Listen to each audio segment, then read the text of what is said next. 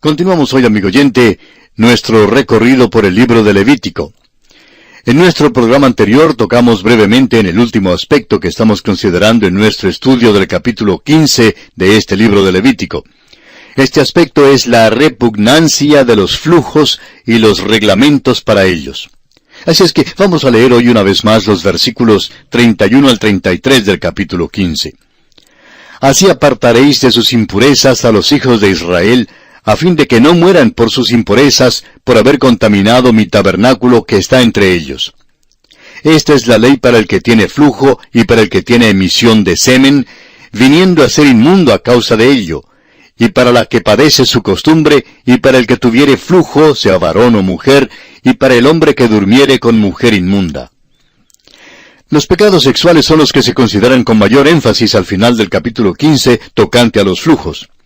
Esto se refiere a las enfermedades sociales, enfermedades venéreas, y la muerte era la pena por no obedecer los mandamientos que controlaban los flujos. Esto no es un asunto trivial para con Dios, amigo oyente. Los pecados ocultos del creyente no pueden ser pasados por alto. El apóstol Pablo en su primera carta a los Corintios, capítulo 3, versículos 16 y 17, dice: ¿No sabéis que sois templo de Dios y que el Espíritu de Dios mora en vosotros? Si alguno destruyere el templo de Dios, Dios le destruirá a él, porque el templo de Dios, el cual sois vosotros, santo es. Hay una lección en todo esto para los creyentes. Pertenecemos a Dios y somos templos del Espíritu Santo. El abuso de ese templo puede ser un pecado de muerte. Y no olvidemos que el Nuevo Testamento establece sin lugar a dudas que existe en nuestro tiempo el pecado de muerte.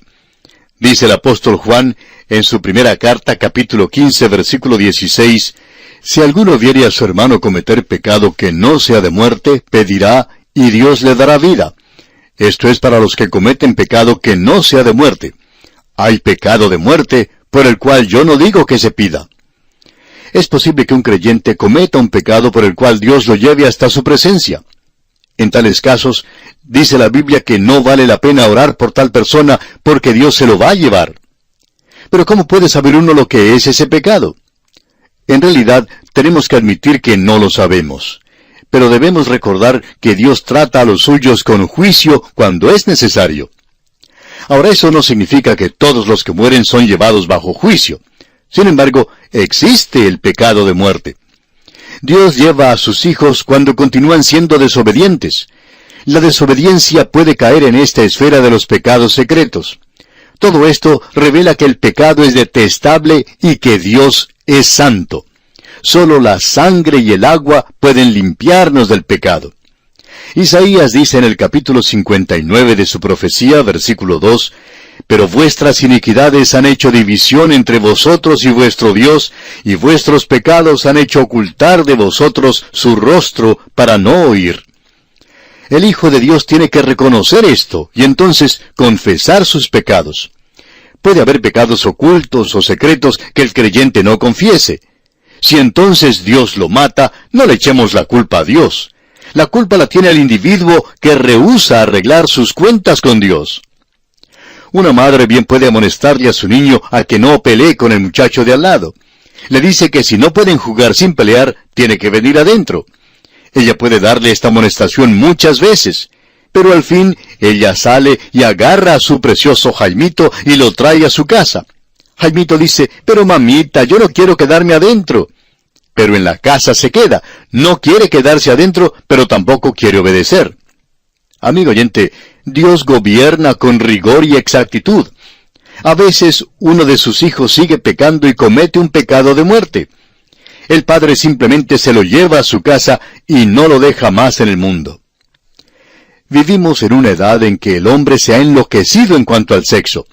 Los pecados sexuales son desenfrenados y las enfermedades venéreas, como ya lo hemos dicho, se han constituido en una verdadera epidemia. Cuán apropiadas son las lecciones que tenemos aquí en este capítulo. Pero me alegro de poder terminar este capítulo porque ha sido una descripción tan fea. Sin embargo, es la descripción fiel y verdadera de la familia humana. Y nosotros, amigo oyente, usted y yo, formamos todos parte de aquella familia. Llegamos ahora al capítulo 16, y es como si saliéramos de las tinieblas a la luz. Hemos salido aquí de un túnel en el capítulo 15, y entramos ahora al sol resplandeciente del mediodía en el capítulo 16. El tema central de este capítulo es el gran día de la expiación, día conocido aún hoy en día por la religión judía como Yom Kippur. Este capítulo contiene algunas de las lecciones espirituales más grandes para nosotros. Los temas abordados hasta aquí en Levítico han sido las ofrendas, los sacerdotes y el pecado. Pero ninguno de estos capítulos ha abordado final ni completamente el problema del pecado. Llegamos ahora sí a un capítulo que abordará el tema del pecado en una forma más completa que cualquiera de los demás. Por lo menos es el que señala en una forma más específica y adecuada la obra de Cristo en la redención. Es una sombra profética de su obra redentora.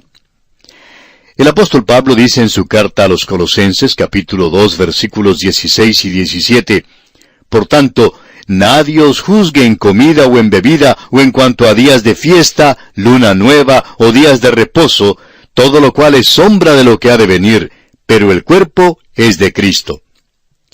Una sombra es un cuadro. Aunque un cuadro no es un buen sustituto de la cosa real o de la persona real, sirve para señalar la realidad. Hace años un señor de apellido Hengstenberg comentó: «La elucidación de la doctrina de los tipos o símbolos, ahora abandonada por completo, es un problema importante para los teólogos futuros». El cuadro tipo de este gran día de la expiación merece nuestro estudio esmerado. El Dr. Kellogg declara el significado del gran día de la expiación de esta manera: «Fue quizá la ceremonia más importante y que más caracterizó toda la legislación mosaica». Los rabinos designaron al día de la expiación con una sola palabra, Yoma, o sea, el día. Y era en este día cuando el pecado era tratado en la manera más adecuada que en cualquiera otra ceremonia del sistema mosaico. Note usted en el versículo 16 que dice, «de sus rebeliones y de todos sus pecados». Es un tipo del Mesías que vendría después para expiar todos sus pecados. Luego en el versículo 22 de Levítico 16 leemos, «Y aquel macho cabrío llevará sobre sí todas las iniquidades». Y un versículo antes, el versículo 21, dice, «y confesará sobre él todas las iniquidades de los hijos de Israel». Son especialmente notables las expresiones «todas sus rebeliones, todas sus iniquidades, todos sus pecados». Esto era lo mejor que la ley podía ofrecer hasta cuando Cristo mismo viniera. Las instrucciones y restricciones de este día fueron el resultado del incidente histórico que estudiamos en el capítulo 10 de Levítico, de la rebelión y la desobediencia de Nadab y Abiú, los hijos de Aarón, quienes entraron sin autorización en el lugar santísimo y fueron muertos inmediatamente por el juicio directo de Dios. Algunos escritores inclusive tratan juntos esos dos capítulos, los capítulos 10 y el 16. El día de la expiación era celebrado en el mes séptimo a los 10 días del mes. Estos números 7 y 10 tienen un significado especial en la mayor parte de las Escrituras. El séptimo mes es el mes sabático y denota reposo y un cese del trabajo. Seguramente no es impropio que este mes fuera escogido para manifestar el reposo dado por la redención que tenemos en Cristo. El escritor a los Hebreos en el capítulo 4 de su carta, versículo 10, dice, «Porque el que ha entrado en su reposo también ha reposado de sus obras, como Dios de las suyas».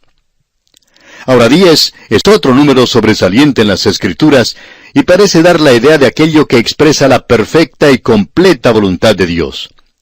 Hubo los 10 mandamientos. Dios bien pudo haber dado otro más, pero no lo hizo. Dios pidió también el diezmo, o sea, la 10ª parte. Y el remanente de Israel se define como la 10ª parte en Isaías 6:13. El número 10 expresa la mente y el propósito de Dios. El día 10 expresa la verdad de que Cristo vino a cumplir la completa voluntad de Dios. Isaías 53:10 dice, «Con todo eso, Jehová quiso quebrantarlo, sujetándole a padecimiento». Amigo oyente, Él vino cuando llegó el cumplimiento del tiempo en la hora designada. La palabra que significa expiación en hebreo es kafar, y significa encubrir. Dios no quitaba los pecados en el Antiguo Testamento, sino que los cubría hasta cuando Cristo viniera para quitarlos. Y hay muchas referencias en la Escritura que enseñan esto. Veamos los siguientes pasajes. En Hechos 17:30 leemos: Pero Dios, habiendo pasado por alto los tiempos de esta ignorancia, ahora manda a todos los hombres en todo lugar que se arrepientan. También el apóstol Pablo en su carta a los Romanos capítulo 3, versículos 24 y 25 dice: Siendo justificados gratuitamente por su gracia, mediante la redención que es en Cristo Jesús, a quien Dios puso como propiciación por medio de la fe en su sangre, para manifestar su justicia, a causa de haber pasado por alto en su paciencia los pecados pasados. También el escritor a los Hebreos en el capítulo 9 de su carta, versículo 15 dice: Así que, por eso es mediador de un nuevo pacto, para que interviniendo muerte para la remisión de las transgresiones que había bajo el primer pacto, los llamados reciban la promesa de la herencia eterna. Y un poco antes, en los versículos 8 y 9, dice: Dando el Espíritu Santo a entender con esto, que aún no se había manifestado el camino al lugar santísimo, entre tanto que la primera parte del tabernáculo estuviese en pie, lo cual es símbolo para el tiempo presente, según el cual se presentan ofrendas y sacrificios que no pueden hacer perfecto en cuanto a la conciencia al que practica ese culto. El día de la expiación señaló a Cristo y su redención como no la pudo señalar ningún otro sacrificio, ceremonia ni ordenanza del Antiguo Testamento. Revela a Cristo como nuestro gran sumo sacerdote entrando en el lugar santísimo por nosotros. Veamos ahora brevemente el bosquejo que seguiremos en el estudio de este capítulo 16. Como dijimos, el tema central es el gran día de la expiación. Y consideraremos este tema bajo los tres aspectos siguientes. Primero, la preparación del sacerdote, en los versículos 1 al 6. En segundo lugar, la preparación del lugar, en los versículos 7 al 19. Y en tercer lugar, la preparación del pueblo, en los versículos 20 al 34. Comencemos pues con el primer aspecto, la preparación del sacerdote, y leamos los primeros dos versículos de este capítulo 16 de Levítico. Habló Jehová a Moisés después de la muerte de los dos hijos de Aarón, cuando se acercaron delante de Jehová y murieron. Y Jehová dijo a Moisés: Di a Aarón tu hermano, que no en todo tiempo entre en el santuario detrás del velo, delante del propiciatorio que está sobre el arca, para que no muera, porque yo apareceré en la nube sobre el propiciatorio. Las instrucciones, ordenanzas y el ritual para el gran día de la expiación se hicieron esenciales después del incidente de la muerte de Nadab y Abiú, quienes penetraron desautorizadamente en el lugar santísimo y fueron muertos por el juicio directo de Dios. El gran día de la expiación ofreció una expiación por la repentina muerte de estos dos hombres. La santidad absoluta de Dios y la perversidad absoluta del hombre se hacen claras en este servicio. Hay una gran cima que separa a Dios del hombre, pero no es permanente, y gracias a Dios por eso. Ha sido salvada. Hoy en día, amigo oyente, Dios ofrece aliento al hombre que viene a Él. Pero usted, amigo oyente, tiene que venir por el camino que Dios ha trazado. Cuando viene así, puede entonces venir con libertad. El escritor a los Hebreos en el capítulo 10 de su carta, versículos 19 al 22 dice: Así que, hermanos, teniendo libertad para entrar en el lugar santísimo por la sangre de Jesucristo, por el camino nuevo y vivo que Él nos abrió a través del velo, esto es, de su carne, teniendo un gran sacerdote sobre la casa de Dios, acerquémonos con corazón sincero, en plena certidumbre de fe, purificados los corazones de mala conciencia y lavados los cuerpos con agua pura. Y el apóstol Pablo en su carta a los Efesios capítulo 21, versículo 18 dice: Por medio de Él, es decir, Cristo Jesús, los unos y los otros tenemos entrada por un mismo Espíritu al Padre. La invitación, amigo oyente, es para venir. Y eso quiere decir que debemos venir por el camino que Dios ha dado. Si venimos así, entonces podemos acudir con completa seguridad. Y aquí nos detenemos, amigo oyente, por esta oportunidad. Continuaremos, Dios mediante, en nuestro próximo programa y estamos seguros que usted volverá a honrarnos con su fiel sintonía. Mientras tanto, le pedimos que lea los siguientes versículos de este capítulo 16 de Levítico para estar al tanto de lo que estudiaremos en nuestra próxima visita. Será pues hasta nuestro próximo programa, amigo oyente. Es nuestra oración que el Señor le bendiga copiosamente. Continuamos hoy, amigo oyente, nuestro viaje por el libro de Levítico. En nuestro programa anterior comenzamos a considerar el primer aspecto dentro del tema El Gran Día de la Expiación, en nuestro estudio de este capítulo 16 de Levítico, que es la preparación del sacerdote. Y dijimos que las instrucciones, ordenanzas y el ritual para el Gran Día de la Expiación se hicieron esenciales después del incidente de la muerte de Nadab y Abiú, quienes penetraron desautorizadamente en el lugar santísimo y fueron muertos por el juicio directo de Dios. La santidad absoluta de Dios y la perversidad absoluta del hombre se hacen claras en ese servicio. Recalcamos el hecho de que hoy en día Dios extiende una invitación al hombre a que venga, pero que debemos venir por el camino que Dios ha trazado. Citamos las palabras del apóstol Pablo a los Efesios, capítulo 2, versículo 18, donde dice, «Porque por medio de Él, es decir, Cristo Jesús, los unos y los otros tenemos entrada por un mismo Espíritu al Padre». La invitación es para venir, es verdad, pero eso quiere decir que debemos venir por el camino trazado por Dios. Si venimos así, entonces podemos acudir con completa seguridad.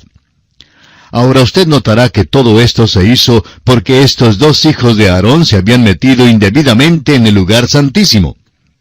Dios dice ahora, no se puede en todo tiempo entrar a mi lugar. Para nosotros hoy en día el mensaje es diferente.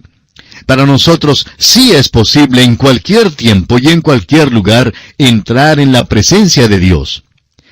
Eso es, por supuesto, con la condición de que acudamos mediante Jesucristo. En realidad, creemos que es pecaminoso que algunas personas oren. Creemos que un ministro que rechace a Cristo y que ore públicamente a Dios, pero que no viene a Dios mediante Jesucristo, es una persona que trata de venir a Dios por otros medios que no son aceptables ante Dios. Este fue precisamente el pecado de Nadab y Abiú. Continuemos ahora leyendo los versículos 3 y 4 de este capítulo 16 de Levítico. Con esto entrará Aarón en el santuario, con un becerro para expiación y un carnero para holocausto. Se vestirá la túnica santa de lino, y sobre su cuerpo tendrá calzoncillos de lino, y se ceñirá el cinto de lino, y con la mitra de lino se cubrirá. Son las santas vestiduras. Con ellas se ha de vestir después de lavar su cuerpo con agua. La cosa singular y significante en cuanto a este día de expiación era que sólo el sumo sacerdote cumplía el rito. No tenía ayuda alguna. Más adelante, en el versículo 17 de este mismo capítulo 16, se nos dice que ningún hombre estará en el tabernáculo de reunión cuando él entre a hacer la expiación en el santuario. Todo era trabajo de él, desde las tareas serviles hasta los altos oficios del sumo sacerdote. Los demás sacerdotes se apartaban del tabernáculo. Él entraba solo porque la obra de expiación era de él, y es muy importante que veamos esto. Cristo se quedó solo con los pecados del mundo. Usted recordará que Él dijo en la cruz las palabras del Salmo 22, versículo 1, Dios mío, ¿por qué me has desamparado? ¿Por qué estás tan lejos de mi salvación y de las palabras de mi clamor? Cristo fue abandonado tanto por Dios como por los hombres cuando fue hecho pecado por nosotros. Sin embargo, Él y el Padre se hallaron en plena comunión en cuanto al plan de la salvación. En el Evangelio de Juan, capítulo 16, versículo 32, Él dijo, He aquí la hora viene, y ha venido ya, en que seréis esparcidos cada uno por su lado, y me dejaréis solo. Mas no estoy solo, porque el Padre está conmigo. Este es un gran misterio, amigo oyente. Y el apóstol Pablo en su segunda carta a los Corintios, capítulo 5, versículo 19, dice, Dios estaba en Cristo reconciliando consigo al mundo. En el día de la expiación, el sumo sacerdote tenía que dejar a un lado las vestiduras de su gloria y hermosura, y tenía que vestirse con las mismas vestiduras con que se vestían los demás sacerdotes. Se lavaba y se vestía solamente con las vestimentas de lino. Tenía que ser algo simple, sin adorno, pero puro. Esta es una hermosa prefiguración de Cristo, nuestro gran sumo sacerdote, quien puso a un lado su gloria y tomó la forma de hombre para morir en la cruz. En el Evangelio según San Juan, capítulo 1, versículo 1, leemos, En el principio era el Verbo, y el Verbo era con Dios, y el Verbo era Dios. Luego en el versículo 14 dice, Y aquel Verbo fue hecho carne, y habitó entre nosotros, y vimos su gloria, gloria como del unigénito del Padre, lleno de gracia y de verdad. Y luego en el versículo 18 leemos, A Dios nadie le dio jamás, el unigénito Hijo, que está en el seno del Padre, Él le ha dado a conocer. Nuestro Señor Jesucristo no puso a un lado su deidad, sino su gloria cuando vino a esta tierra y se hizo hombre. El apóstol Pablo, en su carta a los Filipenses, capítulo 2, versículos 5 al 8, dice, Haya pues en vosotros este sentir que hubo también en Cristo Jesús, el cual, siendo en forma de Dios, no estimó el ser igual a Dios como cosa a que aferrarse, sino que se despojó a sí mismo, tomando forma de siervo, hecho semejante a los hombres, y estando en la condición de hombre, se humilló a sí mismo, haciéndose obediente hasta la muerte y muerte de cruz. Volviendo ahora al capítulo 16 de Levítico, leamos los versículos 5 y 6. Y de la congregación de los hijos de Israel tomará 2 machos cabríos para expiación y un carnero para holocausto. Y hará traer a Aarón el becerro de la expiación que es suyo, y hará la reconciliación por sí y por su casa. Esto da la preparación personal y final de Aarón para este día tan importante. Aarón ofrecía una ofrenda por el pecado de sí mismo y por el de su familia, y quizá incluía a toda la tribu de Leví. Este aspecto del gran día de la expiación no halla ninguna contraparte en la vida ni en la obra de Cristo, porque Él no tuvo ningún pecado. Fue sin pecado. No murió por su propia redención, sino que fue hecho pecado por nosotros. Nunca hizo ninguna ofrenda por sí mismo. La ofrenda de tórtolas que fue traída al templo cuando Él era un bebé fue para la purificación de María, su madre. Fue para recordarle a ella que era pecadora. No hay mención alguna en las Escrituras de algún sacrificio u ofrenda presentada por Jesús. Pero Aarón tenía que hacer una ofrenda por sí mismo antes que pudiese hacer una ofrenda por el pueblo.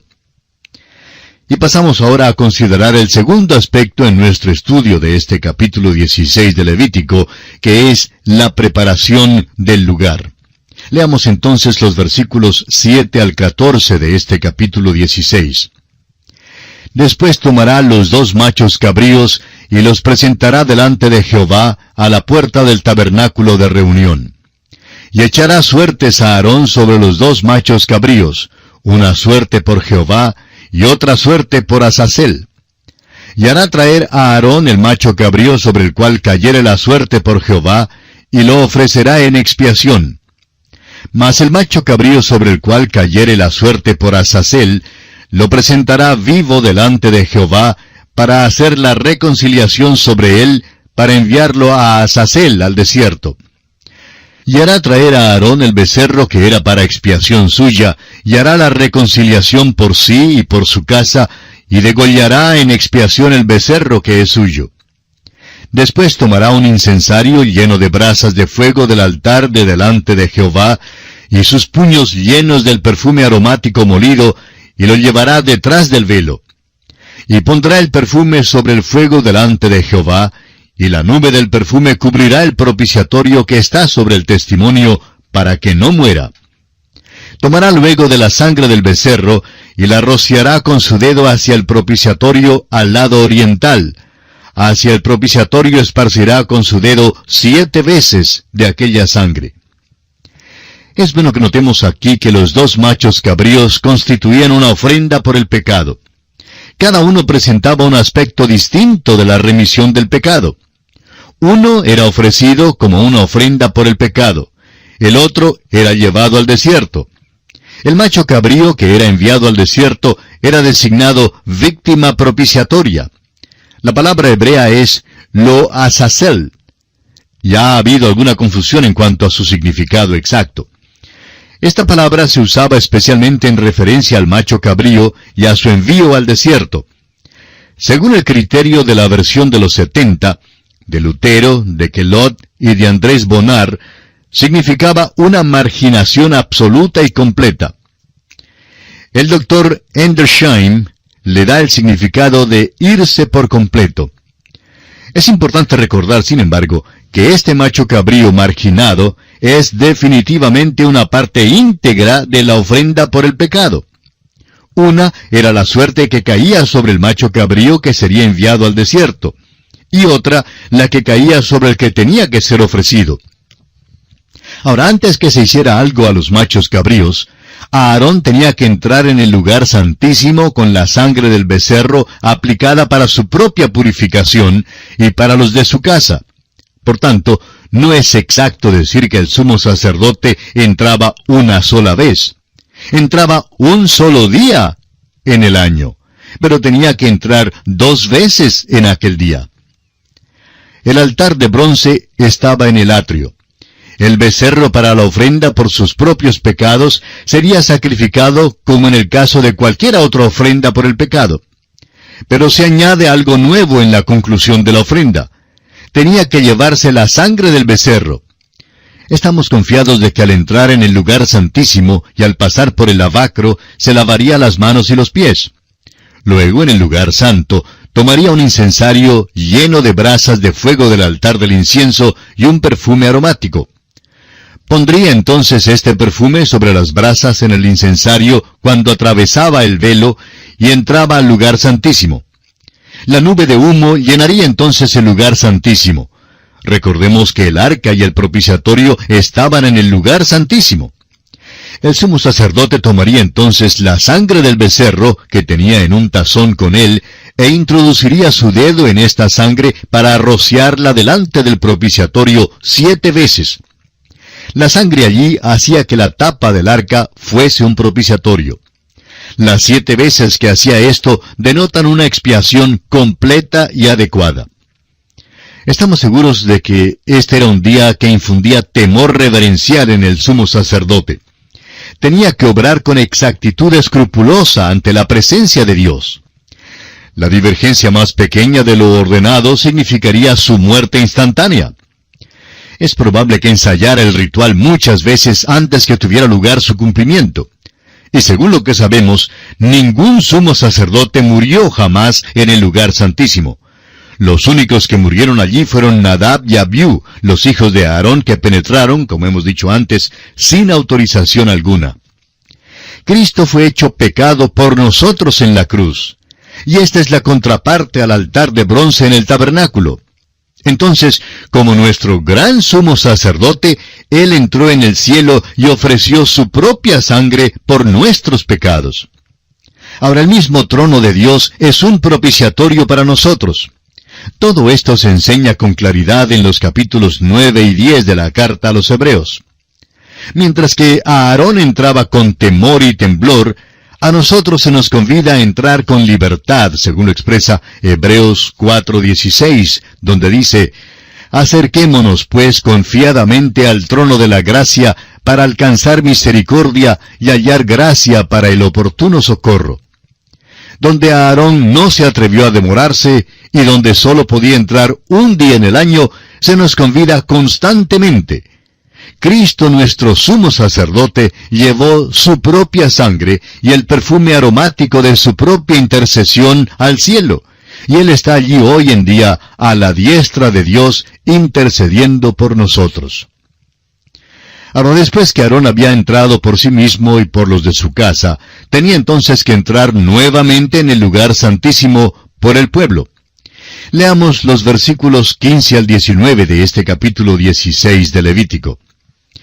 Después degollará el macho cabrío en expiación por el pecado del pueblo, y llevará la sangre detrás del velo adentro, y hará de la sangre como hizo con la sangre del becerro, y la esparcirá sobre el propiciatorio y delante del propiciatorio.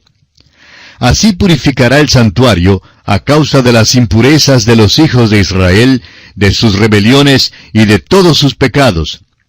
De la misma manera hará también al tabernáculo de reunión, el cual reside entre ellos en medio de sus impurezas.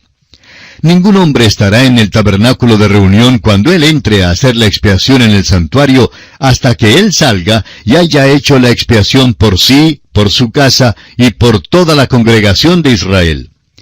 Y saldrá al altar que está delante de Jehová, y lo expiará, y tomará de la sangre del becerro y de la sangre del macho cabrío, y la pondrá sobre los cuernos del altar alrededor. Y esparcirá sobre él de la sangre con su dedo 7 veces, y lo limpiará, y lo santificará de las inmundicias de los hijos de Israel. Vemos aquí que ahora entra no solo por sí mismo y por su familia, sino también por todos los israelitas. Esto se hace por causa de sus rebeliones y por su inmundicia. Veremos que se seguía el mismo rito en matar el macho cabrío que el que se observaba al matar al becerro. El sumo sacerdote entraba en el lugar santísimo como antes, pero ahora la expiación cubría el lugar santísimo mismo por causa de la contaminación del pueblo de Israel. La sangre tenía que ser aplicada aún sobre el mismo altar de bronce, porque allí era donde los pecados de Israel eran confesados y expiados, pero que ahora estaba contaminado por causa de los pecados del pueblo. Todo esto es para recordarnos del que murió en la cruz por nosotros. No es la cruz lo que es importante. La importancia está en aquel que murió en esa cruz. El apóstol Pedro en su primera carta, capítulo 1, versículos 18 y 19 nos dice, sabiendo que fuisteis rescatados de vuestra vana manera de vivir, la cual recibisteis de vuestros padres, no con cosas corruptibles como oro o plata, sino con la sangre preciosa de Cristo, como de un cordero sin mancha y sin contaminación. Y también en la carta a los Hebreos, capítulo 9, versículo 23, encontramos estas palabras. Fue pues necesario que las figuras de las cosas celestiales fuesen purificadas así, pero las cosas celestiales mismas con mejores sacrificios que éstos. Creemos que el Señor Jesús tomó su propia sangre al cielo. Creemos que veremos allí la sangre de Cristo. Creemos que Jesucristo literalmente ofreció su sangre y que la llevó al lugar santísimo, o sea, al mismo trono de Dios, del cual el lugar santísimo del tabernáculo no era sino una figura. Ahora sabemos que hay quienes no les gusta oír hablar de la sangre y que consideran cruda tal interpretación literal. Pero usted notará que el apóstol Pedro no cree que es cruda. Él la llama la sangre preciosa de Cristo. Y creemos que la sangre de Cristo estará en el trono de Dios para recordarnos por los siglos infinitos de la eternidad que nuestra salvación fue comprada con gran precio. Cristo, amigo oyente, derramó su sangre en la cruz y luego presentó su sangre por los pecados suyos, al igual que por los míos. Hemos sido redimidos con la sangre preciosa de Cristo. Y aquí, amigo oyente, nos detenemos por esta ocasión. Continuaremos, Dios mediante, en nuestro próximo programa y confiamos que usted nos vuelva a sintonizar. Será pues hasta entonces, es nuestra oración que el Señor le bendiga muy ricamente. Continuamos hoy, amigo oyente, nuestro recorrido por el libro de Levítico. Prosiguiendo con el tema de el gran día de la expiación, en este capítulo 16 de Levítico, consideraremos hoy el tercer aspecto, la preparación del pueblo. Leamos los versículos 20 al 22. Cuando hubiere acabado de expiar el santuario, y el tabernáculo de reunión y el altar, hará traer el macho cabrío vivo, y pondrá a Aarón sus 2 manos sobre la cabeza del macho cabrío vivo, y confesará sobre él todas las iniquidades de los hijos de Israel, todas sus rebeliones y todos sus pecados, poniéndolos así sobre la cabeza del macho cabrío, y lo enviará al desierto por mano de un hombre destinado para esto. Y aquel macho cabrío llevará sobre sí todas las iniquidades de ellos a tierra inhabitada, y dejará ir el macho cabrío por el desierto. En este gran día de la expiación, el sumo sacerdote trabajaba solo. Aarón había rociado la sangre del macho cabrío de Jehová en el propiciatorio, y ahora ponía sus manos sangrientas en la cabeza del macho cabrío vivo, y confesaba los pecados de Israel. Debe haber sido una lista sórdida de pecados, pero los confesaba todos. La imposición de las manos denota el hecho de que este macho cabrío se identificaba con los pecados de Israel, es decir, que se convertía en pecado. En Isaías capítulo 53, versículo 6, se dice de Cristo, «Mas Jehová cargó en él el pecado de todos nosotros». En la segunda carta a los Corintios capítulo 5, versículo 21, el apóstol Pablo dice, «Al que no conoció pecado, por nosotros lo hizo pecado». Y esta es una realidad. Ambrosio, uno de los padres de la iglesia, dijo, «El ladrón sabía que aquellas heridas en el cuerpo de Cristo no eran heridas de Cristo, sino de él mismo». Entonces, Aarón ponía aquel macho cabrío en manos de un hombre que no tenía ningún interés personal en aquel cabrito, y entonces los israelitas eran apostados a intervalos para asegurarse que se cumpliese lo que la ley demandaba. Entonces, el macho cabrío vivo por fin desaparecía en el desierto para nunca jamás ser visto o hallado. La noticia de que el macho cabrío se había ido era retransmitida de puesto en puesto para que fuera conocida unos pocos momentos después en el templo. Exactamente como la noticia era transmitida de puesto en puesto, también las buenas nuevas de que Cristo ha quitado nuestros pecados han sido retransmitidas desde Mateo, Marcos, Lucas y Juan a Pablo el apóstol y luego a los primeros padres de la iglesia y por fin al tiempo suyo y al mío, a usted y a mí. Cristo, amigo oyente, ha quitado nuestros pecados de una manera perfecta y completa. La víctima propiciatoria ilustra muchas escrituras que hacen referencia a esto.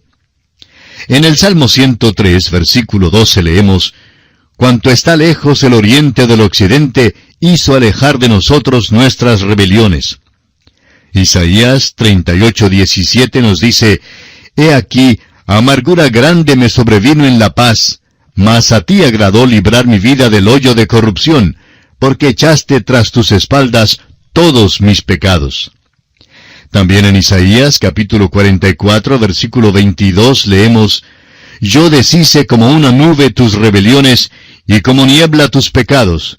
Vuélvete a mí, porque yo te redimí». El profeta Jeremías nos dice en el capítulo 50 de su profecía, versículo 20, «En aquellos días y en aquel tiempo, dice Jehová, la maldad de Israel será buscada y no aparecerá, y los pecados de Judá y no se hallarán, porque perdonaré a los que yo hubiere dejado».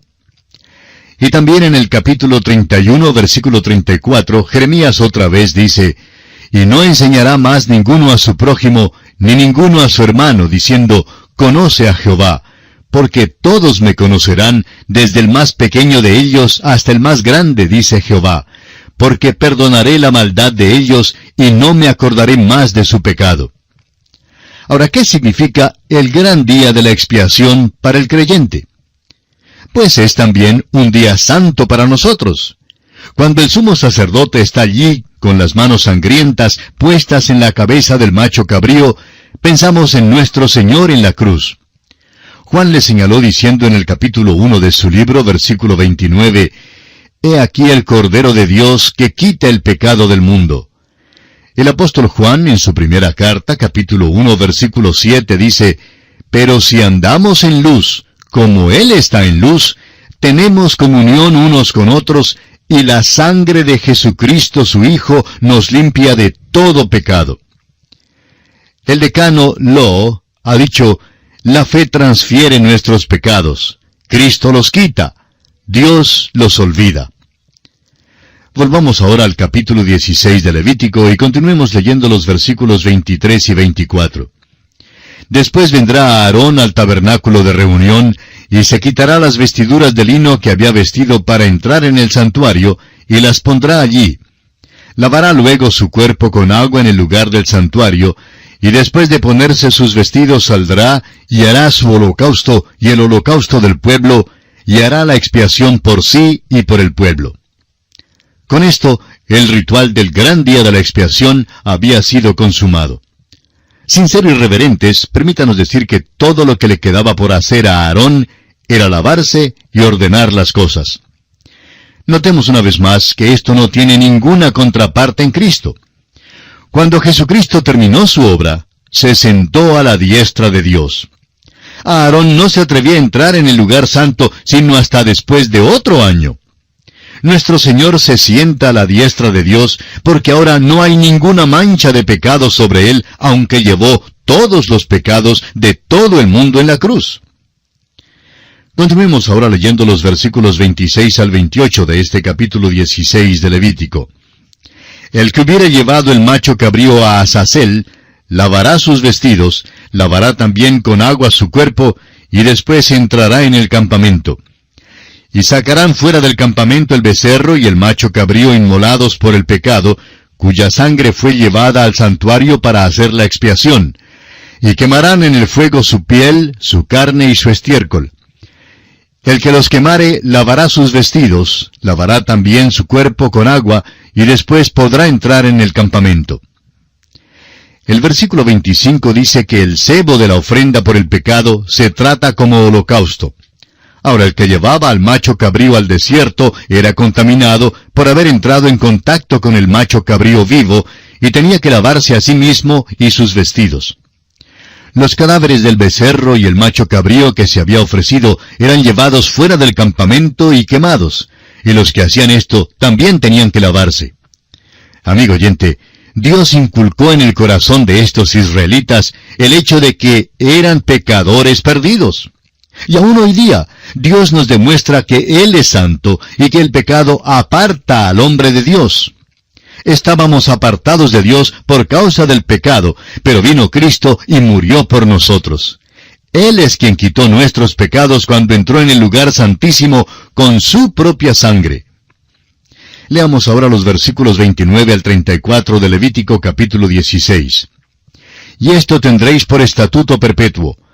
En el mes séptimo, a los 10 días del mes, afligiréis vuestras almas, y ninguna obra haréis, ni el natural ni el extranjero que mora entre vosotros.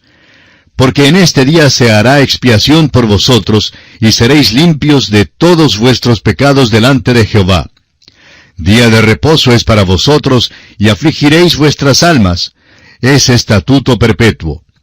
Hará la expiación el sacerdote que fuere ungido y consagrado para ser sacerdote en lugar de su padre, y se vestirá las vestiduras de lino, las vestiduras sagradas. Y hará la expiación por el santuario santo y el tabernáculo de reunión. También hará expiación por el altar, por los sacerdotes y por todo el pueblo de la congregación. Y esto tendréis como estatuto perpetuo, para hacer expiación una vez al año por todos los pecados de Israel. Y Moisés lo hizo como Jehová le mandó. El día de la expiación es el único día de duelo y ayuno que Dios dio a su pueblo. En este día de expiación uno no dice, «Feliz Yom Kippur», ni «Gozoso Yom Kippur». Pues así no es como se celebra ese día. Es el día para afligir el alma por causa del pecado. Es un día de duelo por el pecado. Esta era la única razón para el ayuno en el Antiguo Testamento. Este día tenía que ser celebrado hasta cuando viniera el sacrificio permanente y eternal, el cual fue cumplido por Cristo con su muerte en la cruz. Hay un himno que cantamos en nuestras iglesias y cuyas palabras nos expresan bien este pensamiento. Dice, «Levantado fue Jesús en la vergonzosa cruz, para darme la salud. Aleluya, gloria a Cristo. Soy indigno pecador, Él es justo Salvador. Dio su vida en mi favor. Aleluya, gloria a Cristo. Por mis culpas yo me vi en peligro de morir, mas Jesús murió por mí. Aleluya, gloria a Cristo. El rescate a Dios pagó, Consumado es, declaró. Dios por eso me aceptó. Aleluya, gloria a Cristo. Y así, amigo oyente, toca a su fin nuestro estudio del capítulo 16 de este libro de Levítico.